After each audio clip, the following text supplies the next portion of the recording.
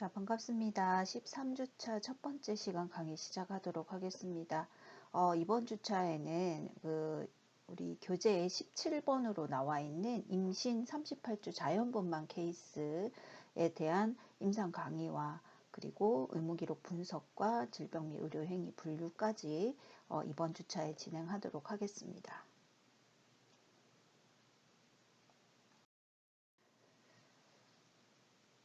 자, 여러분이 아시리라 생각을 하지만 우리가 여지껏 봤던 일반 질환과 관련된 의무기록 내용하고요.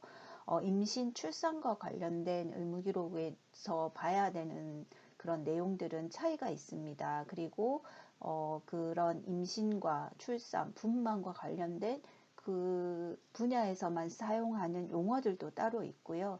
그래서 여러분이 그 임상 강의 내용을 좀 잘 들어주셔야 하고 그 개념들을 잘 이해를 해야 우리가 분만 기록이라든지 상과 관련된 의무 기록을 보는데 어려움이 없으리라 생각을 합니다. 첫 번째 시간 강의가 내용이 좀 많아서 상당히 긴 시간이 소요될 것 같은데요. 여러분이 그 부분을 양해하시고 집중해서 잘 들어주시기 바랍니다.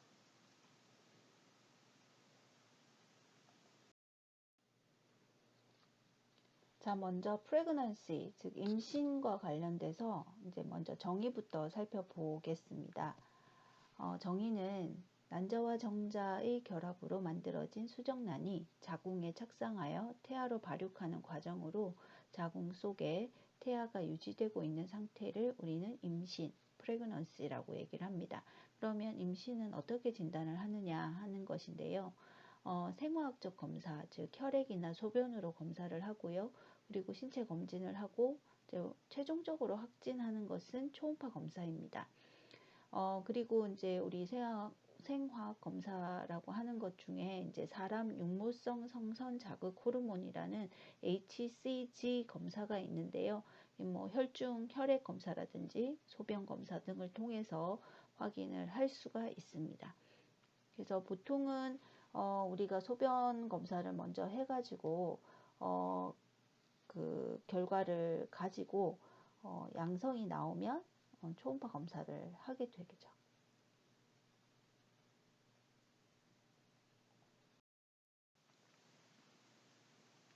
자, 임신과 관련해서 여러분이 또 알아야 되는 개념은 분만 예정일입니다.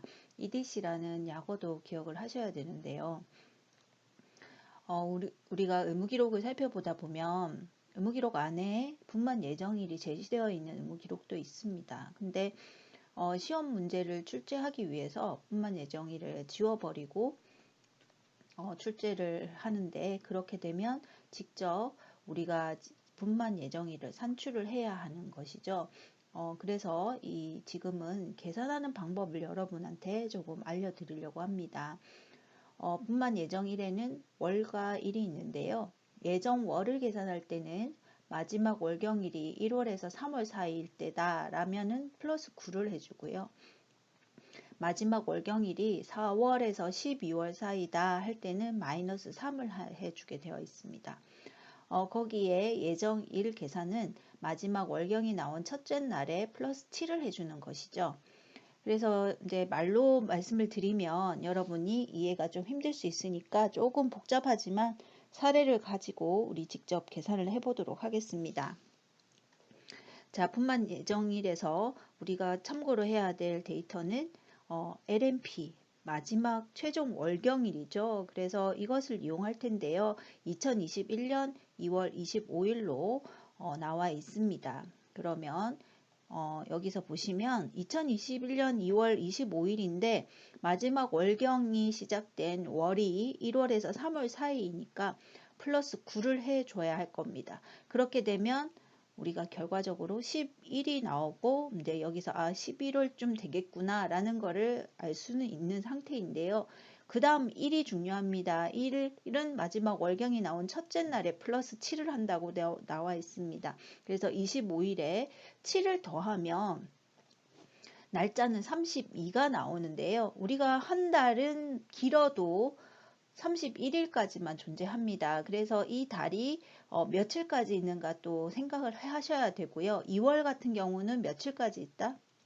일반적으로 28일까지 있습니다. 그러니까 32에서 28을 빼주신 나머지가 일자가 되는 거죠. 여기서 32에서 28을 빼면 4가 남습니다. 그렇죠? 그래서 4일이 되는데 그럼 28일 뺀 건 어디에다가 더해줘야 하냐면 월에다가 한 달을 더 올려야 되는 상황인 겁니다. 이해가 되시나요?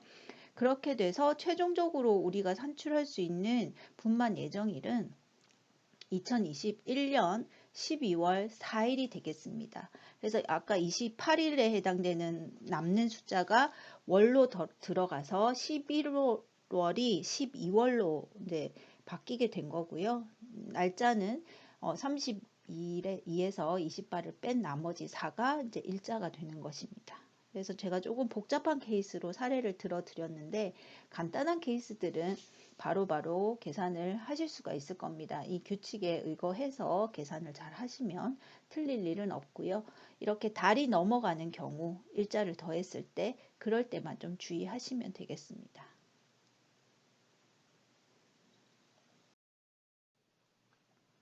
다음은 임신과 관련된 내용 중 그 불임과 관련된 내용입니다. 먼저 보시면 불임이라는 것은 아기를 낳을 수 있는 연령이 된 건강한 남녀가 결혼해서 피임을 전혀 하지 않은 상태에서 정상적인 성생활에도 불구하고 1년이 지나도록 임신이 되지 않는 상태를 우리는 불임 또는 난임이라고 합니다. 그러면 이런 경우에 이제 물론 뭐 1년 만에 다 불임 난임을 이 진단을 받고 치료를 시작하는 것은 아니지만 사전적인 의미는 1년을 기준으로 하고 있고요. 과거에는 한 3년으로 기억하고 있는데 요즘은 이 불임 케이스들이 굉장히 많이 나타나고 있는 상황이라서 아마 이게 1년으로 바뀌었다고 생각을 합니다. 불임 때문에 그 임신을 위해서 시술을 하는 방법은 두 가지가 있어요. 그래서 첫 번째 방법은 인공수정, 인트라유트린 인세미네이션이라는 인공수정 방법이 있고요. 두 번째는 체외 수정 및 배아 이식이라는 방법이 있습니다. in vitro fertilization, 엠브리오 트랜스퍼의 약자인 IVF, ET를 주로 많이 쓰고 있습니다. 그래서 IVF, ET는 좀 기억하셨으면 좋겠고요. 인공수정이라는 거는 뭐냐 하면 배란기에 남편의 정액을 받아서 특수 처리를 한 후에 가느다란 관을 통해서 자궁 속으로 직접 정액을 주입하는, 정자를 주입하는 그런 시술이고요. 두 번째 나오는 그 IVF ET라는 거는 시험관하기 시술이라고 생각하시면 됩니다. 우리 시험관하기 많이 들어보셨죠? 그래서 여성의 성숙된 난자를 채취하고 남성의 정액을 인위적으로 채취해서 시험관이나 배양 접시에 수정을 시킨 후에 2 내지 5일 동안 배양하고 그것을 여성의 자궁 내막으로 이식해서 임신이 되도록 하는 방법입니다. 그래서 IVF, ET를 기억을 하셨으면 좋겠습니다.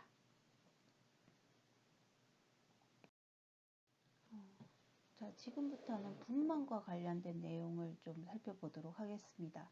일단 분만이라는 것의 정의는 태아 및 그 부속물이 자궁 수축으로 인해 산도를 따라 질강 밖으로 만출되는 전 과정을 두고 우리는 분만이라고 얘기를 합니다. 분만 방법에는 자연 분만과 인공 분만 이렇게 두 가지로 나눌 수 있고요. 자연 분만은 Normal Spontaneous Vaginal Delivery로 NSVD, MVD 이렇게 표기를 하고 사용을 하고 있습니다. 그래서 여러분이 이 약어도 잘 기억을 하셔야 되고요. 인공 분만인 경우는 보통 난산의 경우에 수술에 의하거나 보조기구를 사용하여 태아를 만출하는 것을 인공 분만이라고 이야기를 합니다. 겸자를 사용한다든지, 겸자라는 것은 포셉을 의미하고요. 흡입분만이라고 해서 이바큐에이션, 이렇게 백큐ම් 같은 것을 이제 사용해서 분만을 유도를 하거나 아니면 아예 수술적 방법인 제왕절개를 이용해서 분만을 하는 경우를 인공분만이라고 이야기합니다.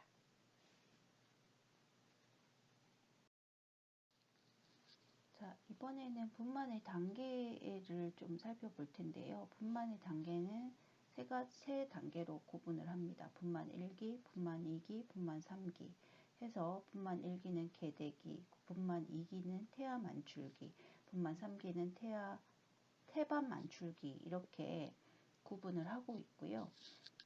그 명칭에서 보다시피 분만 1기, 2기, 3기를 명칭만 보더라도 구분을 할 수가 있습니다.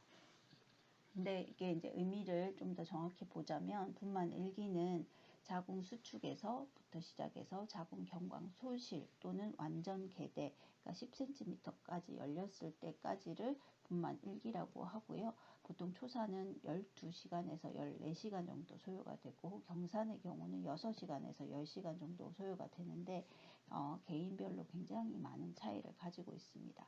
분만 2기는 태아 만출기라고 말씀드렸는데요. 자궁 경관이 완전 개대해서 태아 만출까지, 태아가 밖으로 나올 때까지를 분만 2기라고 얘기를 하고요. 초산 같은 경우는 50분 정도 걸리고 경산 같은 경우는 20분 정도 소요가 된다고 합니다. 그림에서 보시는 것처럼 그림하고 이렇게 매칭해서 보시면 되고요. 분만 3기는 태반 만출기입니다. 태아가 만출을 되고 난 직후부터 해서 태반이 밖으로 빠져나올 때까지를 분만 3기라고 얘기를 하고요. 보통 8분에서 10분 이내에 분만 3기는 마무리가 됩니다.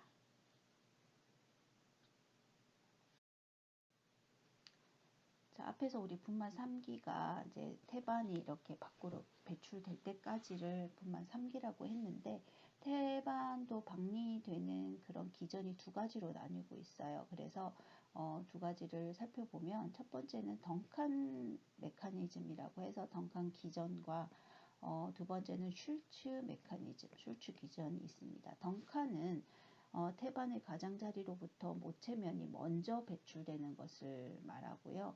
슐츠 같은 경우는 태반이 중앙부터 분리되면서 태아면이 먼저 배출되는 상황을 슐츠라고 얘기를 하고 있습니다. 그래서 두 가지가 있고 모체면에서 먼저 떨어졌느냐 태아면에서 먼저 떨어졌느냐의 차이로 구분을 하고 있다 정도 알고 계시면 될 것 같습니다.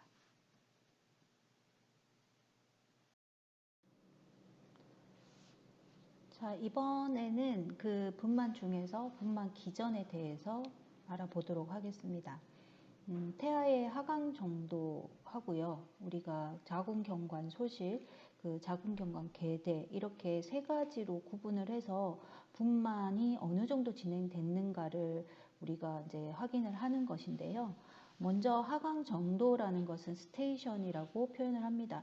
그래서 가로 안에 들어있는 그 용어 스테이션, 이페이스먼트, 딜라테이션 이 용어를 잘 알고 계셔야 해요. 그래서 보통의 일반적으로 제왕절개 차트에서는 많이 나타나진 않지만 일단 정상 분만, 노멀 델리버리 같은 경우에서는 이 분만 기록 안에 스테이션과 이페이스먼트, 딜라테이션 이렇게 용어로 표시를 하기 때문에 여러분이 한글로 하강 정도, 자궁경관 소실, 자궁경관 개대를 기억하고 계시면 이 내용이 뭔지를 잘 모르는 경우도 발생하게 됩니다. 그러니까 여러분이 스테이션이나 이페이스먼트, 딜라테이션 이렇게 이런 용어들을 기억을 하고 계실 것을 말씀드리고요.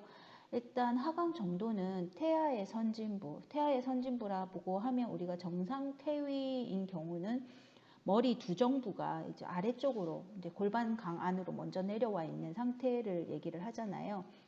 그래서 태아의 선진부의 하강 정도를 나타내는 겁니다. 그래서 좌골 극이 기준점이 돼서요. 그 점을 기준으로 0점을 표시를 하고요. 그것보다 아이의 머리가 위에 있을 때 우리 엄마 자궁 속 A라 하더라도 머리 이제 위쪽에 골반 위쪽으로 올라가 있을 때는 마이너스로 표시를 하고요. 그리고 그 자골 극 기준점으로 해서 0점을 기준으로 해서 자궁 경부 쪽으로 더 내려와 있는 상태를 플러스로 표시를 하게 됩니다. 이것은 뒤에 그림에서 조금 더 자세하게 설명을 드리도록 할게요. 그리고 태아가 골반을 통과하기 위해 내려온 정도를 표현하는 것이 이 스테이션, 하강 정도입니다. 그 다음 자궁경관 소실, 이페이스먼트인데요. 자궁경부가 2cm에서 점점 짧아지면서 종이처럼 이렇게 올려지는 과정을 우리는 이페이스먼트라고 표현을 하고요.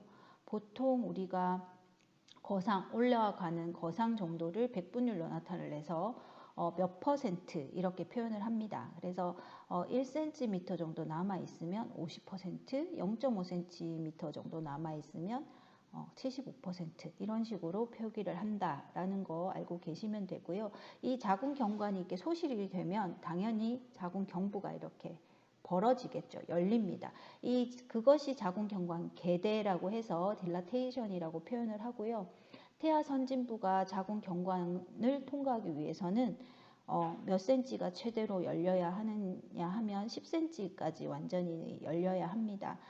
근데 10cm가 열렸다고 해서 아이가 뭐 쉽게 나온다는 아니고요. 우리 그 인체 구조상 10cm가 가장 제일 많이 열리는 그런 폭이라고 생각을 하시면 돼요. 그래서 우리가 분만에 관련된 특히 정상 분만에서 이 스테이션과 이페이스먼트, 딜라테이션은 이 분만되는 과정을 잘 나타내는 지표이기 때문에 굉장히 중요한 의미로 생각하고 있습니다. 그래서 여러분도 잘 기억하시면 좋을 것 같습니다.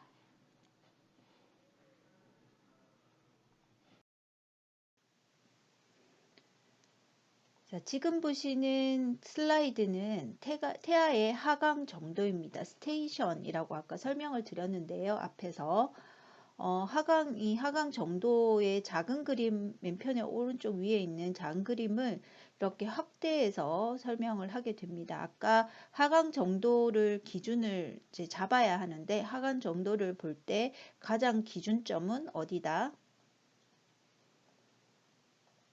자, 이스키알 스파인입니다. 그래서 좌골극이라고 얘기를 하는 것이고요. 이렇게 뾰족 튀어나와 있는 거 보이시죠? 이 부분을 끝을 서로 연결을 한 그 지점을 0점으로 계산을 하고요.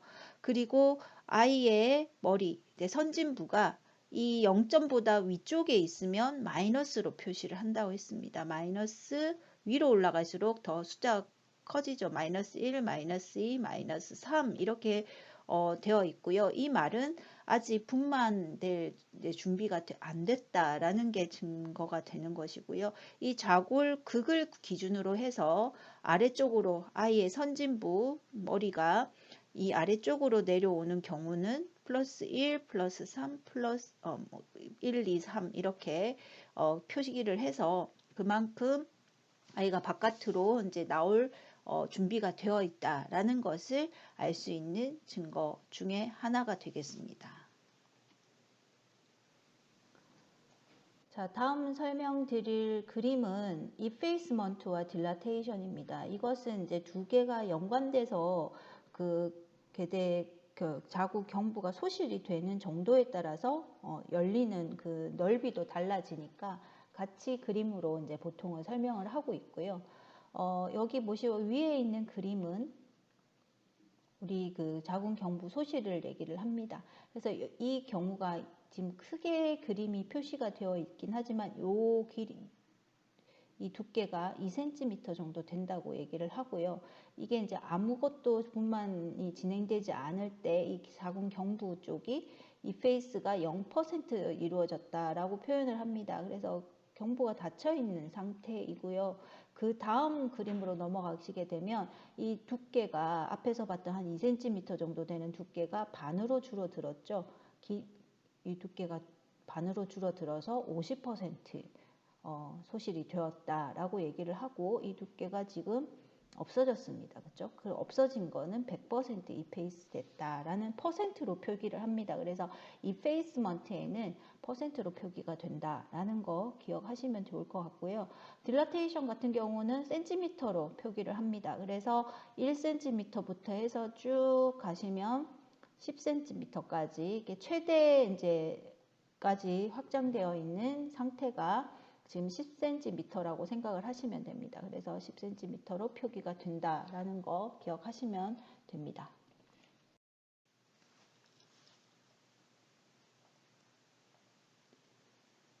자, 지금부터는 분만 진료 관련 정보입니다. 그래서 분만한 의무 기록을 살펴볼 때 내용에 어떤 내용이 주로 기재가 되고 그 내용에서 여러분이 반드시 알아야 되는 내용, 개념들을 좀 설명드리도록 하겠습니다. 먼저 월경력과 분만시, 그러니까 분만하기 위해서 입원할 때 확인하는 그런 정보들입니다. 먼저 보시면은 월경력과 상과력이 있습니다. 월경력 같은 경우는 초경이 언제였느냐, 뭐 월경 주기는 어떻게 되느냐, 그리고 그 월경이 이제 처음과 끝이 이제 기간이 5일이냐, 뭐 7일이냐 이런 것들이 주로 작성이 되는 부분이고요. 그리고 월경통이 있느냐 없느냐 이런 것들이 주로 작성이 될 것이고요. 상과력은 이 산부인과 쪽으로 관련한 뭐 질병이 있는지 없는지, 그리고 아이를 낳은 적이 있는지 뭐 이런 거 간단하게 적을 수가 있습니다.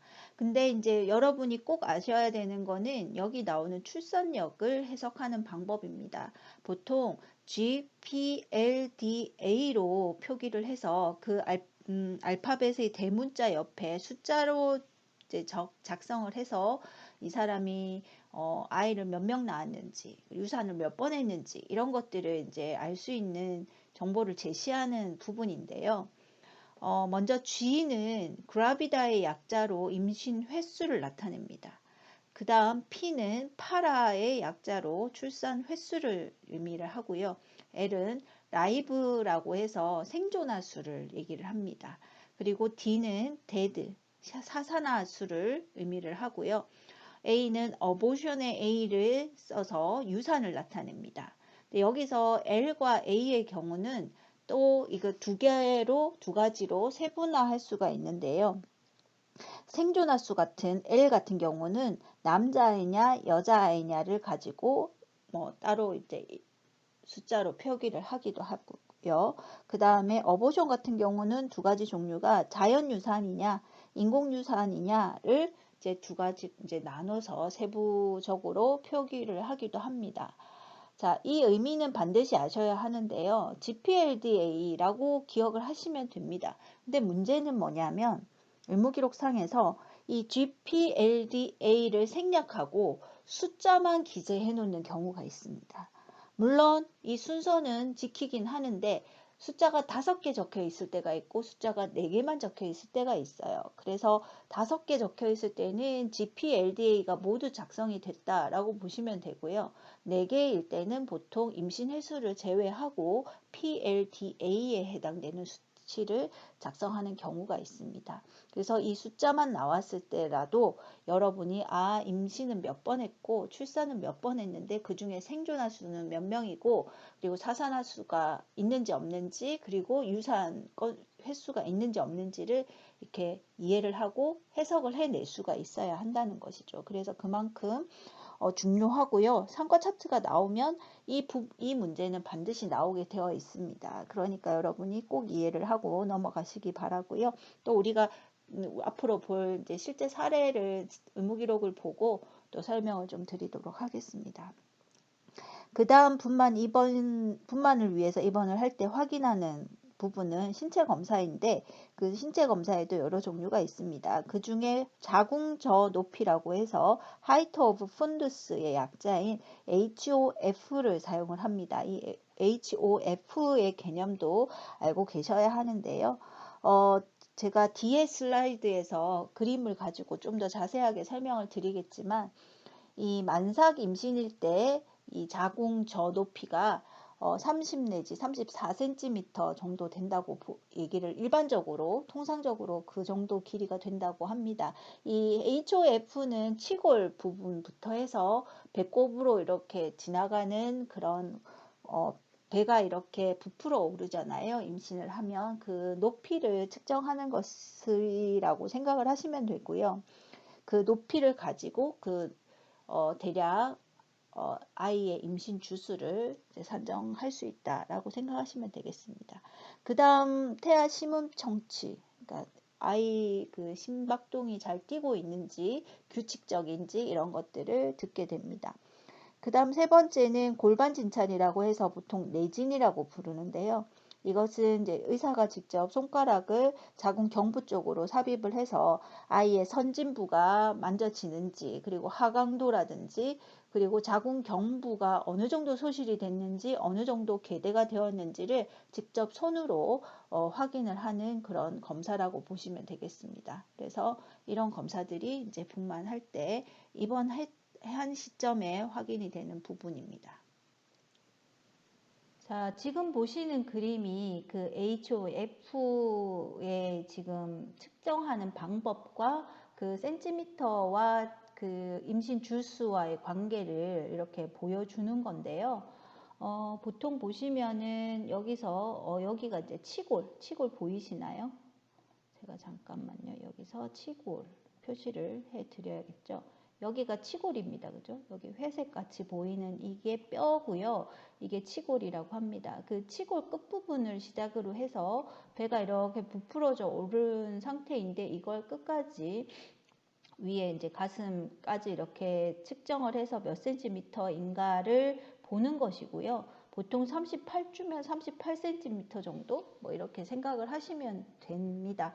그래서 여기서도 이 그림의 오른편 그림에서 보시면은 치골 끝에서부터 이게 이제 13cm, 뭐 16cm, 20cm 이렇게 올라가는데 그게 이제 임신 주수와 거의 비슷하게 길이가 나온다라고 생각을 하시면 됩니다. 그래서 여기 브레스트 본이라고 하는데 이거 흉골 쪽이죠. 흉골 쪽에 이제 거의 가깝게 여기까지 이제 측정을 하게 되는 그런 기준이 있다라는 것이고요. 여러분은 뭐 측정을 직접 할 건 아니고 우리가 몇 센티미터다, HOF가 몇 센티미터다 하는 것은 대략 몇 주 정도 됐구나 하는 걸 알 수 있는 그런.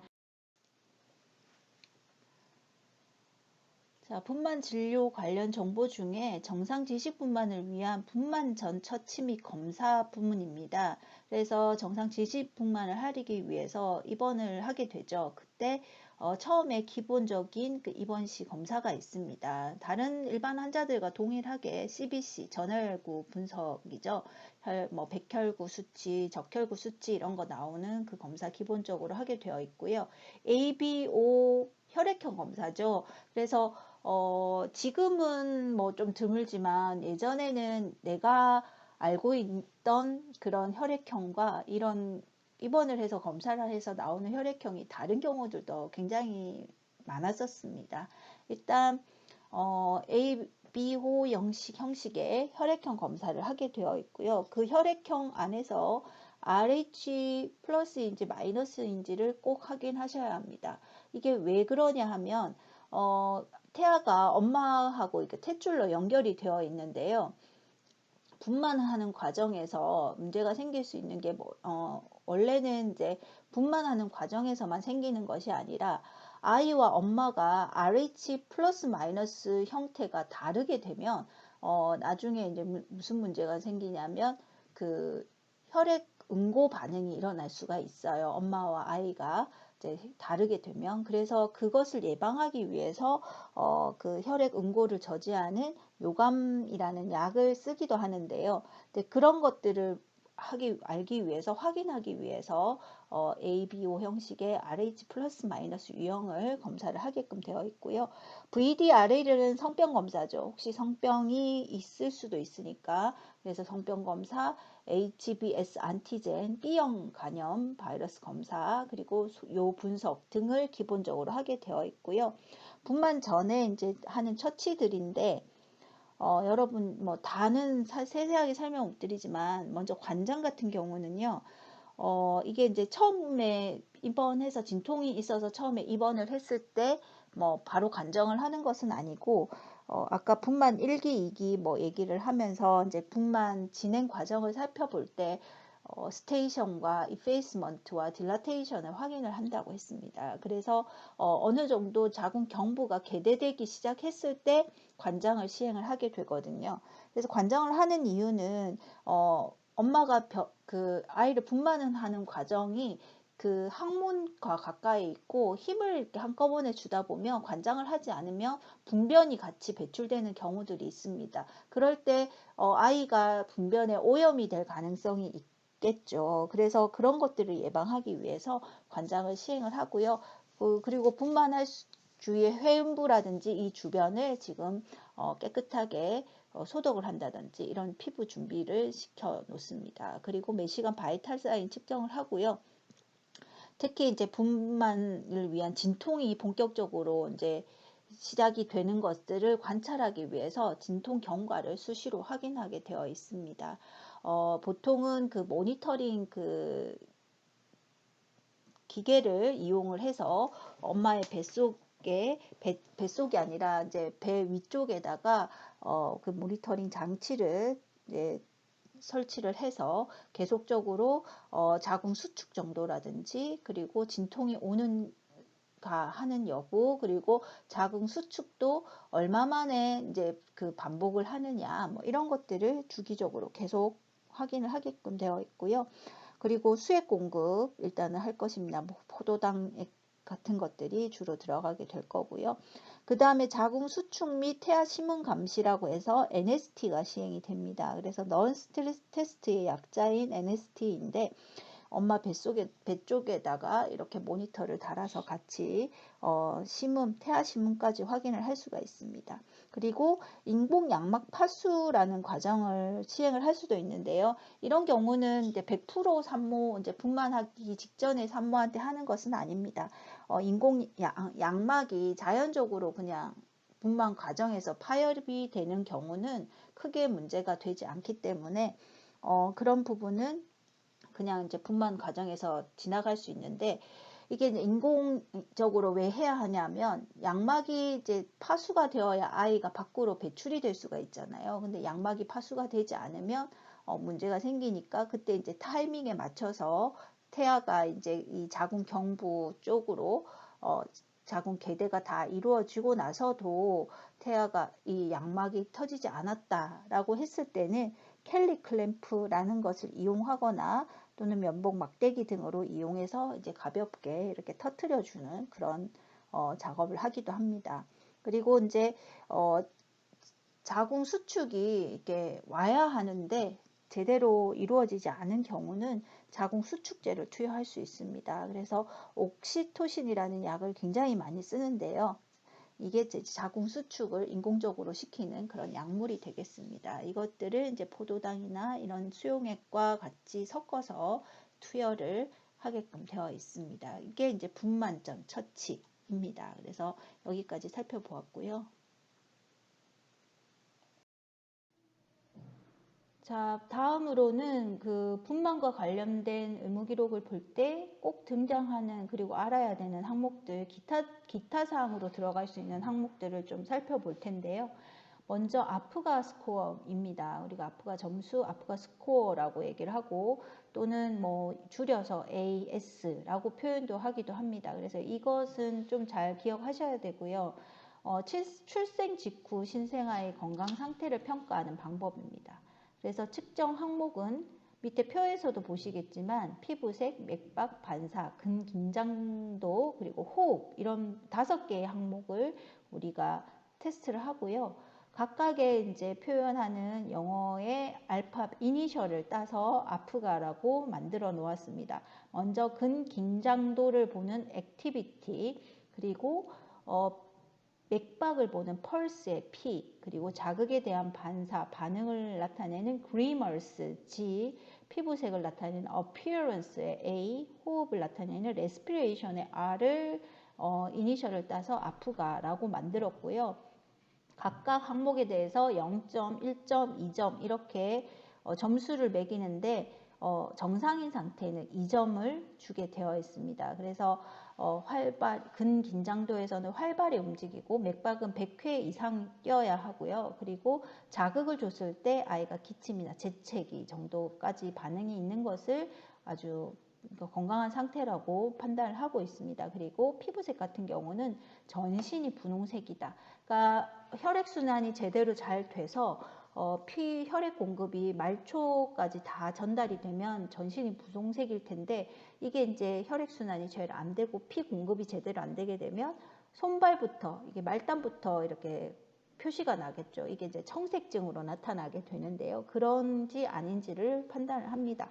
그리고 호흡 같은 경우는 규칙적이고 되게 잘 호흡이 잘 이루어지는지에 따라서 0, 1, 2점을 이렇게 나눠서 주고 있고 그 각각의 점수를 합쳐서 우리가 점수 계산을 하고 있는데요. 측정 점수는 각 항목별로 0에서 2점을 부여하고 있고 10점이 만점이고요.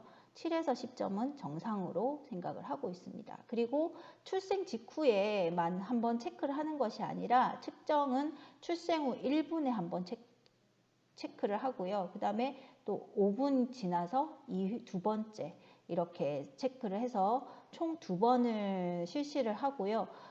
첫 번째 체크에서 점수가 조금 떨어지더라 하더라도 5분 시점에 출생 5분 시점에 체크를 했을 때 수치가 정상으로 돌아오면 큰 문제가 없는 것으로 그렇게 간주를 하고 있습니다.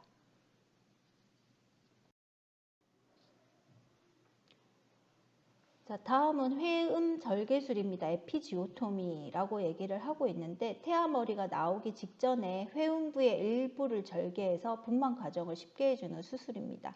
그래서 자궁 경부가 우리가 이제 10cm 열린다고 해서 우리가 이게 이제 밖으로 쉽게 빠져나오느냐 그건 아니고요. 그래서 바깥쪽에 외음 뒤쪽에 그 회음부 쪽에 이 약간의 절개를 인공적으로 넣습니다. 그래서 사실 그 인공적으로 절개를 넣지 않으면 간혹 분만하는 과정에서 회음부가 파열이 되는 경우가 생기거든요. 그렇게 되면 파열이 된다는 거는 그 파열된 부위가 아주 불규칙하고 그걸로 인해서 출혈도 굉장히 심해질 수도 있고요. 여러 가지 문제들이 발생할 수 있기 때문에 그런 것들을 예방하는 차원의 그 아이가 좀 더 편안하게 나올 수 있는 길을 만들어 주기 위해서 인공적으로 절개를 넣습니다.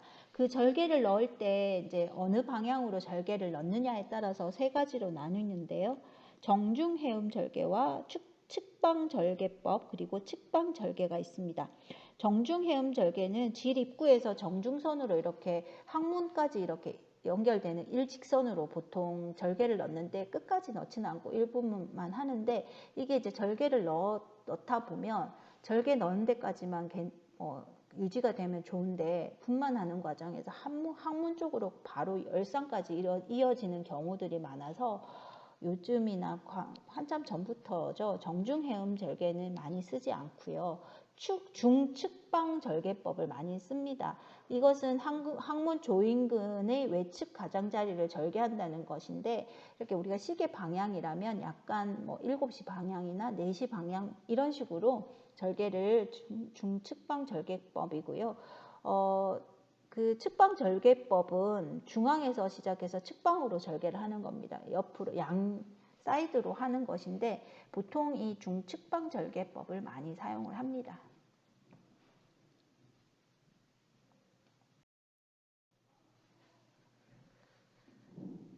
다음은 양수 파수 여부 검사를 소개해 드리도록 할게요. 양막 파열이라는 우리 조기 양막 파열 이런 진단 보신 적 있으시죠?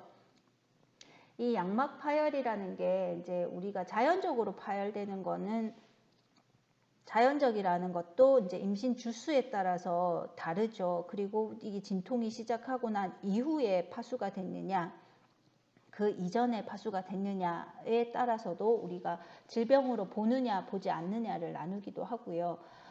그렇지만 이제 이게 완전히 이렇게 양막이 파열돼서 이렇게 양수가 나와 버리는 경우도 있는데 약간 이렇게 양막에 실금 같은 게 가거나 아니면 약간 작은 구멍이 생겨서 조금씩 양수가 새는 경우도 있습니다. 그래서 그런 것들을 확인을 하는 과정으로 하는 검사가 니트라진 페이퍼 테스트, 니트라진 테스트 이렇게 명칭을 붙이고 있고요. 이 양수 파수가 되었나를 진단하는 방법은 이 질 분비물의 산성도를 측정을 보통 하게 됩니다. 그래서 질 분비물의 정상 폐하죠. 우리 산성도 측정하는 단위가 이 폐하가 4.5에서 5.5 정도를 띄고 있거든요. 그런데 이 폐하를 측정했는데 6.5 이상이면 양막 파수를 의심하게 됩니다. 그리고 니트라진 페이퍼로 질 분비물의 폐하를 체크해서 연두색으로 나오면 정상이고요. 짙은 초록색이면 파수가 되었다라고 생각을 하게 됩니다. 그래서 양막 파수 여부를 확인하는 검사, 니트라진 테스트가 있고요. 그 다음에 오로라는 개념을 좀 설명드리는데, 로키아, 우리 의학용어에서 여러분 보셨을 겁니다. 로키아는 분만 후에 1, 2주 사이에 나오는 자궁과 질의 분비물입니다. 그래서 정상적인 분비물이고요. 근데 처음에는 약간 갈색, 진갈색에서부터 이렇게 약간 혈액 성분이 섞여 있기 때문에 진갈색에서부터 점점 투명해지는 그런 과정을 거치는 그런 분비물이라, 정상적인 분비물이다라고 생각하시면 됩니다.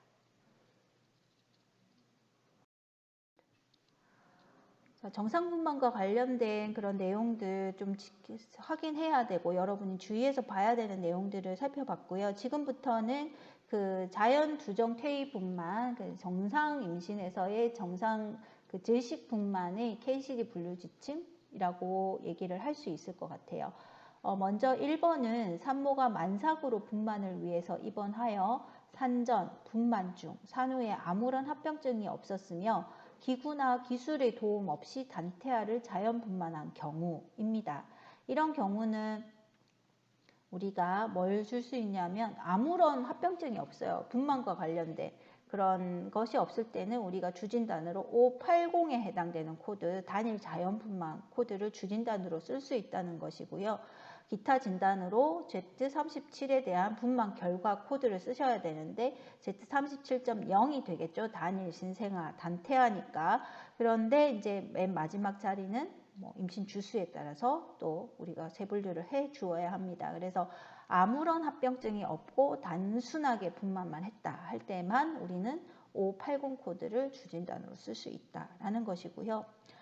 이번에 나오는 분만 방법, 앞에서 우리 580도 분만 방법에 해당되는 것인데 580부터 해서 584까지의 코드는 기록이 되어 있는 정보가 분만이나 분만 방법에 대해서만 국한이 되어 있을 때만 주진단으로 분류가 가능하다라는 얘기입니다. 이 말은 얘들은 주진단으로 쓰이기보다는 기타 진단으로 부여를 한다라는 거죠. 이가 어떤 방법으로 분만을 하게 됐느냐, 정상 질식 분만이냐, 아니면 포셉을 썼느냐, 백큐을 썼느냐, 또는 제왕절개를 했느냐, 이런 분만 방법이나 이런 것들을 표기하기 위해서 기타로 분류를 하는 겁니다. 그래서 1번을 제외하고는 우리는 580에서 584 코드는 주진단으로 쓸 수 없다는 거 기억하시고요. 3번은 제왕절개나 기구, 즉 집게, 포셉이나 진공흡착기, 백큐 등을 사용해서 분만하는 경우는 중재수를 하게 될 원인이 되는 병태를 주진단으로 부여를 해야 돼요. 그래서 제왕절개 적응증이라는 것도 있고요. 그리고 포셉이나 백큐을 쓰게 되는 이유도 있을 겁니다. 애가 이제 자연적으로 밖으로 이제 나오는 그런 힘이 부족하든지 골반이 좀 좁든지 여러 가지 이유가 있을 거예요. 그래서 그런 병태를 우리는 주진단으로 써야 한다라는 것이고요. 네 번째, 기구 도움 없이 자연 질식 분만을 하였으나 출산 전 산전 병태로 입원한 경우는 산전 병태를 주진단으로 선정한다는 것이죠. 그래서 어떤 게 있을까요? 우리가 출산 전 병태 이런 거 있을 수 있어요. 제가 한번 소개해 드린 적이 있을 텐데 태위에 관해서 브릿지 프레젠테이션인 경우는 제왕절개를 주로 한다라고 말씀을 드렸는데 브릿지이어도 우리가 자연 질식 분만을 할 수 있습니다. 그러니까 그런 브릿지 프레젠테이션이 있으면서 자연 질식 분만을 하였다라는 진단이 있다면 브릿지 프레젠테이션이 주진단이 되고 질식 자연 분만에 해당되는 580 시작하는 그 코드는 기타 진단으로 코드로 부여를 하셔야 된다는 그런 의미로 생각하시면 됩니다.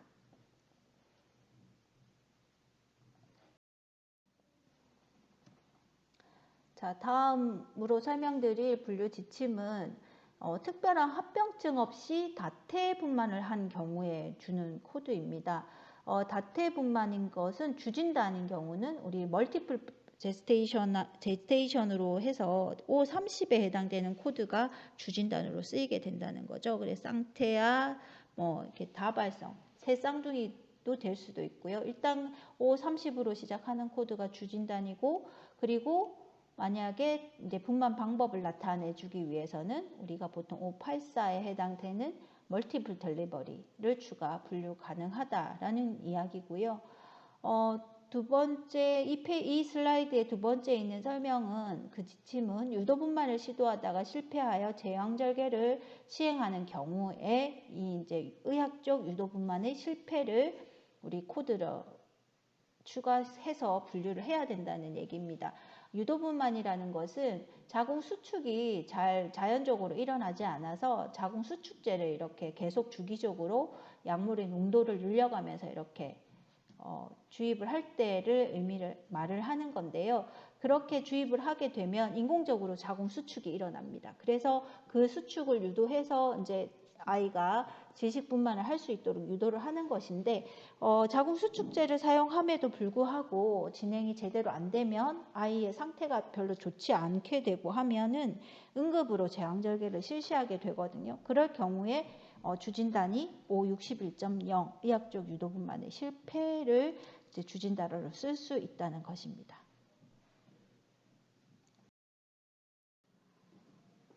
자, 다음 분류 지침은요, 분만의 결과 표시입니다. 아까 앞에서도 잠깐 설명이 드렸었는데 G37.0, G37.1 이런 코드들이 있죠. 분만의 결과입니다. 아웃컴 오브 델리버리를 기타 진단으로 꼭 사용을 할 것을 말을 하고 있고요. 다섯 번째 5단위 세 분류를 쓰는 코드인데, 이거는 임신 주수에 따라서 임신 34주 미만, 임신 34주 이상에서 37주 미만, 그리고 임신 37주 이상 이렇게 구분을 해서 0, 1, 2로 표기를 하고, 혹시라도 임신 기간이 표기가 안 된 경우에만 그러니까 .9가 아니라 다섯 번째 세 분류로 9를 쓰는 것이죠. 그래서 여러분 같은 경우는 보통 0에서 2까지가 이제 부여가 될 겁니다. 왜냐하면 보통 분만 기록 같은 경우는 임신 주수가 빠지는 경우가 거의 없기 때문에 0에서 2까지 세 분류를 할 수가 있습니다. 그래서 우리가 항상 이 G37은 부가적으로 항상 같이 따라다니는 코드입니까? 빠뜨리지 마시고요.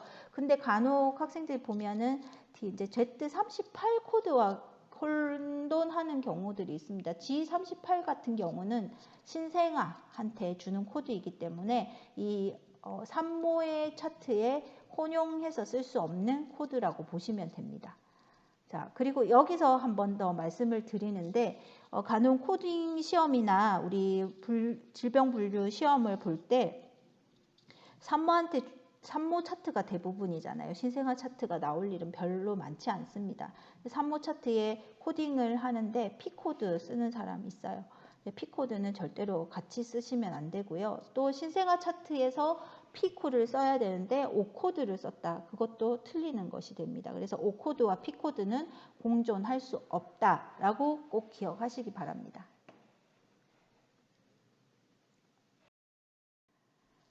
자, 다음은 조기 양막 파열을 좀 설명을 드리려고 합니다. Premature rupture of membrane이고요.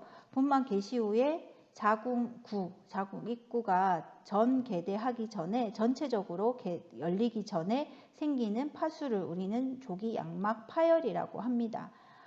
그래서 양막이 파열한 후에 12시간이 지나면 육모 양막염이 생길 수 있어서 이게 이제 조기 양막 파열이 있는 경우는 보통 항생제를 미리 투여를 해서 그 염증을 예방을 하고 있습니다.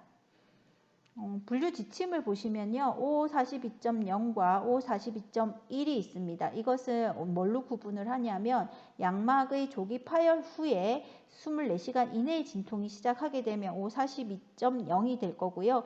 양막 조기 파열 후에 24시간 이후 진통이 시작되면 이것은 O42.1을 부여하실 수 있습니다. 거기에 다섯 번째 단위로 세 분류를 사용하시는데요. 임신 주수에 따라서 세분을 한다라고 보시면 되고, 이 세 분류 같은 경우는 뭐 우리가 외울 수가 없잖아요. 임신 주수가 몇 주 미만이고 다 외우고 있으면 너무나 좋겠지만 그럴 수는 없기 때문에 어떻게 하셔야 된다? 1권을 꼭 확인하셔서 세 분류를 정확히 하셔야 된다는 겁니다.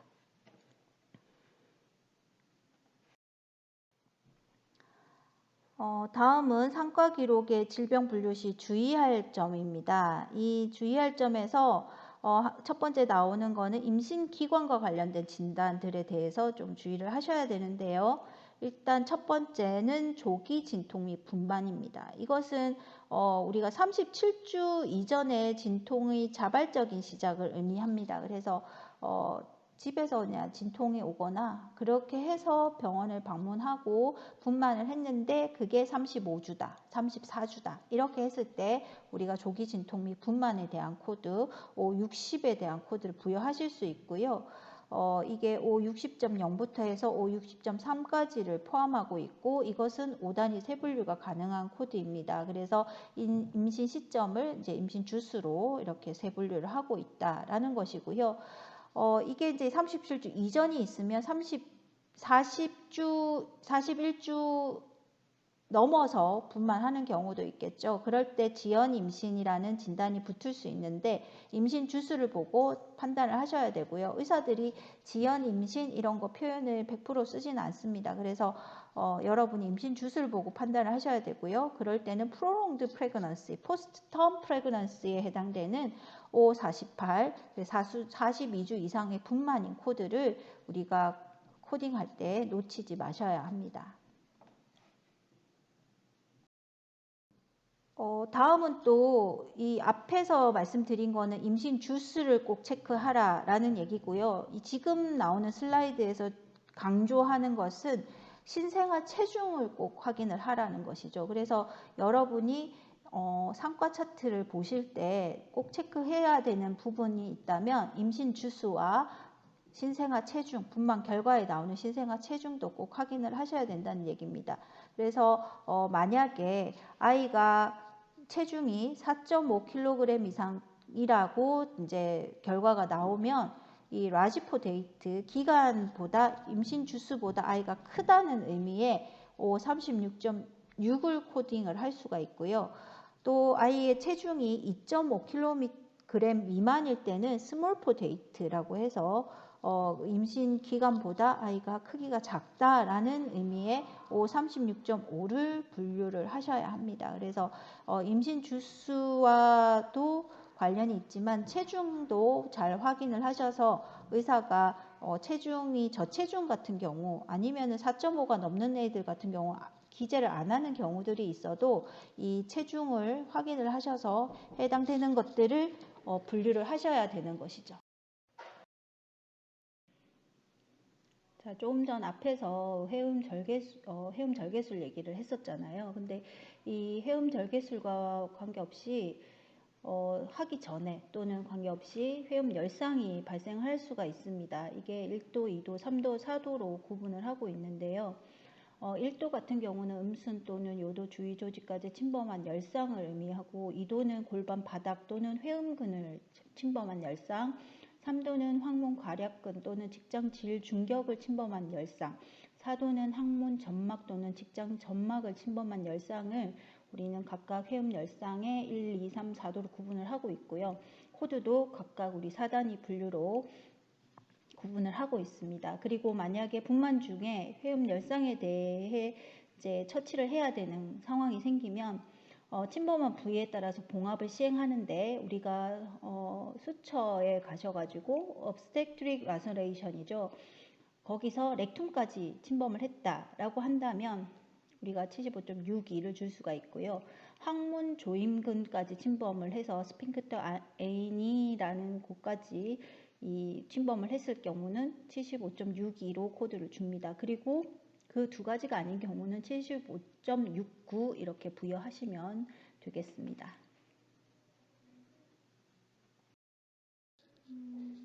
여러분 지금 보시는 그림은 우리가 그 백큐브를 이용해서 분만을 하는 보조기구를 이용한 분만 방법 중에 하나를 보여드리는 거고요.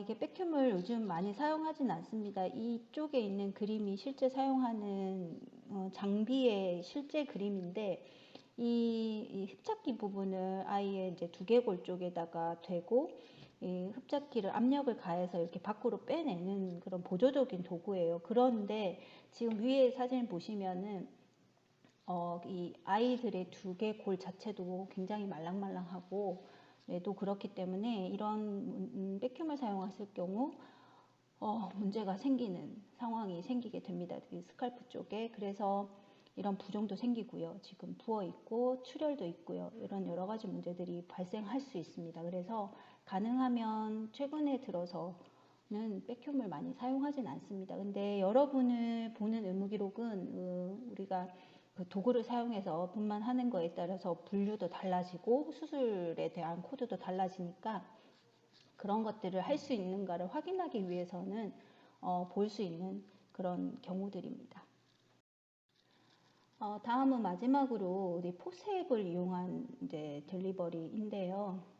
포셉 도구는 지금 아래쪽, 왼쪽 아래쪽에 있는 그림과 같이 집게 모양으로 생겼고요. 아이의 그 양쪽 머리 쪽을 이렇게 잡아서 이렇게 빼내는데 쓰이는 도구로, 도움을 받는 도구로 쓰이는데 이것 또한 뭐 포셉도 이렇게 딱딱한 재질로 되어 있다 보니까 아이들의 두개골에 이렇게 자리를 남기는 그런 문제들을 가지고 있어서 사실은 앞에서 본 백큐이나 지금 보는 포셉이나 이런 것들은 가능하면 정상 질식분만해서 사용하지 않으려고 하고 있습니다. 근데 도구나 이런 방법들은 여러분이 한번 봐두시는 게 좋을 것 같아서 소개를 해드립니다.